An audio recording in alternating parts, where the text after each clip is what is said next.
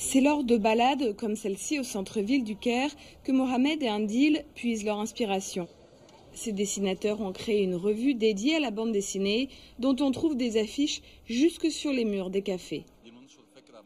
L'idée de notre revue est de faire des dessins qui parlent des obstacles quotidiens ici, des tabous de la société.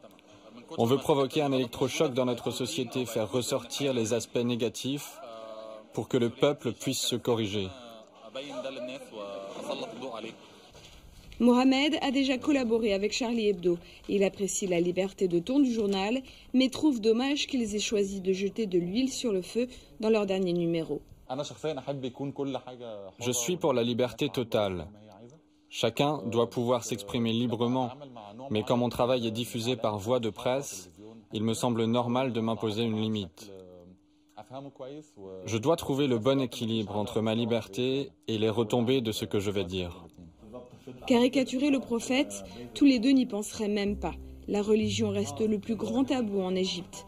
Pourtant, Andil, qui est aussi dessinateur dans un grand quotidien égyptien, a trouvé la parade pour faire passer toutes les idées qui lui tiennent à cœur.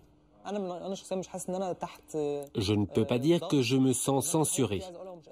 Quand je veux faire passer un message qui pourrait choquer, j'utilise des subterfuges, des voies détournées. Ces difficultés rendent même mon travail passionnant. Je fais participer le lecteur, c'est à lui de décoder mon message. Pour preuve, ce dessin moqueur de Mohamed. C'était l'époque où les gens croyaient encore en l'armée. Ils se prenaient en photo avec leur portable à côté des blindés. Tout le monde était encore patriote, les enfants agitaient des drapeaux. Les militaires aux oubliettes, les islamistes ont repris les rênes du pays. Et 2 mois après ce changement de régime, les inquiétudes se multiplient. Je n'ai pas de problème avec les frères musulmans. Par contre, je ne supporte pas les fondamentalistes, comme les salafistes. Je n'aime pas comme ils s'ingèrent dans les choix, les vies des autres, et d'ailleurs, dès que je dessine l'un de leurs chefs religieux, leurs réactions sont très violentes. Des projets plein la tête, tous les deux poursuivent le même but, critiquer, mais dans le respect des autres.